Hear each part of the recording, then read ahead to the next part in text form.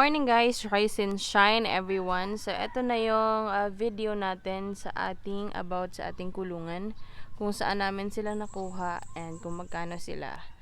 And then meron din tayong update nga pala, yan nakita nyo naman sa ating thumbnail, yung ating bagong alaga. So yun yung ating mga bagong alaga dito sa ating farm. Pero anyway, if you haven't subscribed in this channel, please do consider subscribing.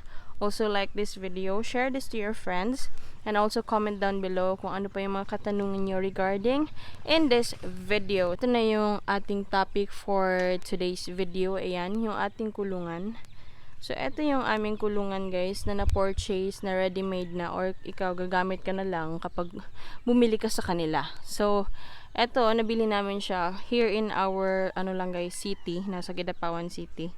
Pero mga nasa Paco na sila na area. So, Paco yung binagbilhan namin kasi sa kapatid din ng mister ko, ayun, dun meron sila mga nagbabenta kasi ng mga ganito. So, kumuha na rin kasi kami talaga ng dalawa kasi nga tulad ngayon sa panahon na tag-ulan guys, is kailangan na natin ng kulungan or ipataas na muna natin yung ating mga manok or ilagay natin sa kulungan, lalo na yung mga ating mga pure ones dito. So don't worry kung wala yung takip dyan sa ibabaw kasi ayan, so ayan, dito pa yung merong uulan. Then we also have this, yung sobra ng ginawa namin na azola, yung ito. Ito yung Luna guys, na trapal na makapal talaga siya. So ayan yung pinangtatakip namin, lalo na dito sa mga may bandang sisiw. And then ito, yung compartment niya naman, o yung pag-divide naman nito is meron tayong ilang doors. 1, 2, 3, 4, 5 doors sa isang ganito, sa isang kulungan na ganito. 5 door yan guys, ayan. So maliliit lang siya actually, pero okay na yan kasi nga kailangan din namin ng kulungan, and also para lang naman din siya sa mga sisiw. And then kung sa sisiw lang, marami rin yung malalagay mo. So eto yung mukha niya ng compartment. So yung kanyang, ayan, yung kanyang door, gaganyan mo lang guys. So hilain mo lang pataas and then pababa naman dito. Ayan. So kanyan yung kanyang itsura. And then eto naman yung kanyang pangtakip or yung kanyang door. So ito yung loob ng ating kulungan. Ayan guys. Ayan siya. So sila kasi marunong maganyan guys. Oh. Ayan, parang talagang pinasok nila yung kawayan doon sa isang kawayan na naman para mas matibay talaga. So, yan yun din yung naisipan din namin na kapag magpapagawa kami is matatagalan, and then we have to spend a lot of money of course kasi kailangan din natin na magbili pa ng pako. Ano pang materyales na kailangan sa paggawa ng isang ganito, ng isang kulungan. And then of course, kawayan din. Though meron naman kaming kawayan, pero na nga time consuming din siya guys kasi nga kailangan pa nilang magkuha or magtapas. Yun yung word namin dito sa pagkuha ng ating mga kawayan. So ayan, na dito 3 lang yung nilagay namin, though pwede pa sila until 5 pieces siguro kung ganito lang din naman kalalaki. Ayan, so hindi pa sila magkukumpulan. So eto yung ating nabili or binili rin talaga namin kasi nga panahon na ng tag-ulan, and then nakakaawa yung ating mga pure at saka yung iba pang mga sisiw kasi nauulanan kapag nasa labas lang. And then eto dito, marami-rami to sila kasi maliliit pa naman to. So ayan guys, tulad niyan. So nasa 5 piraso sila, pero kasya pa to sila dito. Hinati na lang din namin kasi meron pa namang ibang compartment na dito sa ating kulungan. So ayan yung dito guys, dito namin nilagay sila, Nami and si Luffy. Ayan, so pag umaga nandito, pero pag sa gabi guys, nandun sila. So i-insert ko yung picture ni Nami and ni Luffy na nasa kwarto namin kasi nga iniilawan namin si Nami and si Luffy para hindi sila masyadong manibago din sa lamig, tulad nung mga nakaraang namin is nanibago talaga sila kasi nga sa owner na pinagkunan namin is I believe meron yung ilaw. So ayun, kaya nung pagpunta nila dito hindi namin inilawan, so nagkaroon kami ng konting problema. Pero ngayon ayan, okay na sila. So, kapag umaga dito sila para at least maarawan, mahanginan. Ayan. So, ito, yung mga compartment na to is sa malalaki namin nilaan. Tulad nito, nandito si Mayor. Ayan. So, marami ng fans si Mayor. Ayan, si Mayor. So, kung isa lang na kasing taas ni Mayor, hindi siya makakapag-bend ng kanyang neck. So, kailangan niyang umupo bago siya mag-bend ng neck. So, tulad ng pwesto niya. Ayan. So, napakataas na ni Mayor. So, kailangan si Mayor soon is meron siyang sariling malaking kulungan kung saan yung tipong mas mataas pa kaysa sa kanya para at least makabend siya, makainat-inat siya. So, ito naman si Rapida dito. Siya lang din isa. Ayan. Ayan naman si Rapida. Ayan, siya lang mag-isa dyan. Kasi pinapakondisyon din namin si Rapida for the next breeding season na naman. So, eto na ang ating nasa ating thumbnail ngayon. Ayan. So, eto na yung ating sneak peek na laging pinapakita. Ayan guys, eto na yung ating the best is yet to come. Ayan. So, ayan si Zorro guys. Ayan guys, yan yung aking sneak peek dito. Ayan, sa aking community. Si Zorro po ay isang Shamu. Ayan. So, hindi siya si Rapido guys. Si Zorro siya. So, iba si Rapido kasi mas maliit si Rapido. Pero ito, ayan. Ayan na si Zorro guys. Oh. Ayan. Ganyan kalaki si Zorro. Hindi ko alam kung ilang kilo siya. Pero try natin siyang kiluhin ngayon kung ilang kilo siya. And mark this guys ha. 3 wins na si Zorro. Ayan. So, ganyan yung kanyang paa guys. Napakalaki.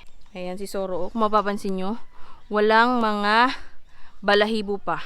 So, ayan yung kilo ni Zorro guys. Tingnan natin. Oh, that's huge one. 4 1/4 kilo. Ayan si Zorro. So, ayan yung ating isang update. So, ayan yung ating Zorro guys. Ayan. So, tatlo na yung meron tayo. Si Rapido, si Mayor, at saka si Zorro. Kinuha namin si Zorro kasi nga pang meat type yung ating gusto dito guys. Kasi nasa native chicken tayo. So, ito yung ating i-cross sa ating mga natives. Ayan. Para, alam nyo naman, bilis laki kapag mga ganitong uri. And then, bilis din yung ating kita sa ating munting negosyo dito. So, ayan. So, meron siyang asawa, guys. So, titingnan din natin yun.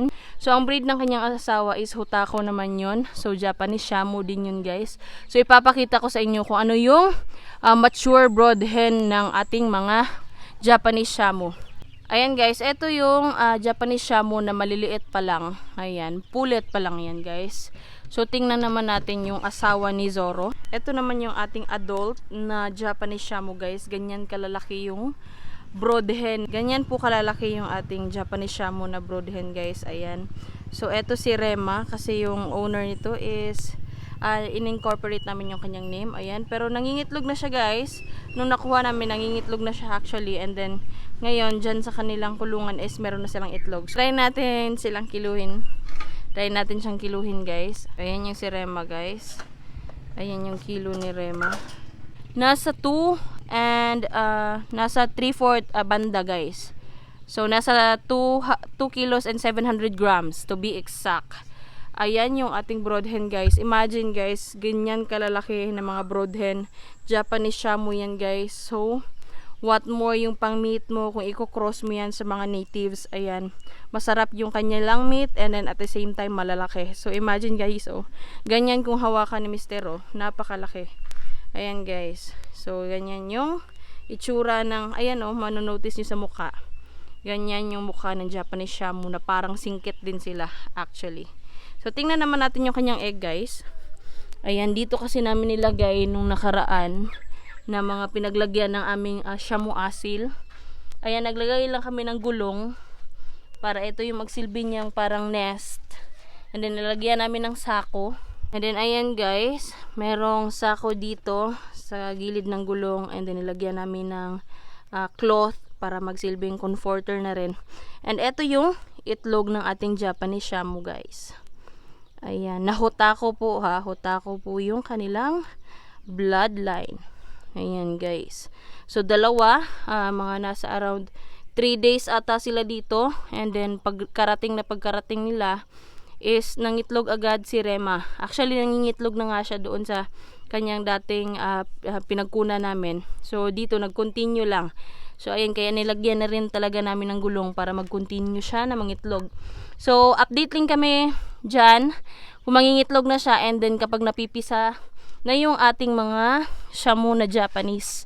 Ayan. So malaki yung space nila Zoro dito at saka ni Rema.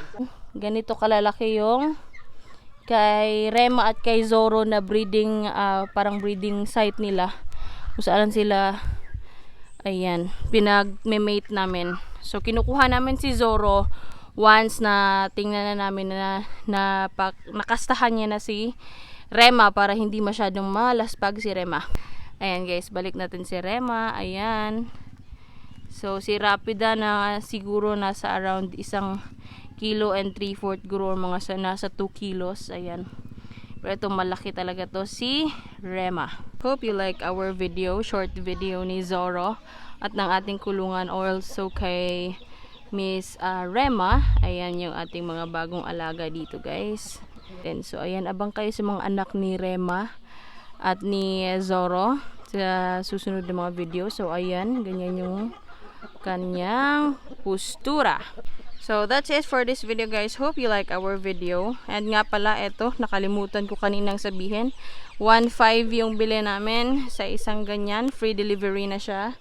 So ayan, so sa Kidapawan City, sa mga taga Kidapawan City dyan or mga neighboring municipalities, pwede kayong mag-avail nyan around Zapaco. So doon namin to nakuha. So ready to use ka na, hindi ka na mag-iisip pa ng mga anong materyales, ganito, ganyan. And then mas madali kasi nag-order kami or tinanong namin yung bayaw ko na like tonight, and then kinabukasan is nakuha na rin agad namin, and then dinala na lang siya dito. So ayun, yan yung ating video ngayon about kay Zoro, kay Rema at sa mga kulungan natin. Ayun ang ating video. So thank you for watching guys. Hope you like this video, and sana again may natutunan kayo, and sana may gather kayo na information about our backyard na maliit lang din. So ayun, thank you for watching guys, and yes, please stay safe, stay home muna tayo ngayon. So yan, thank you for watching. Till next vlog everybody, goodbye, peace out everybody.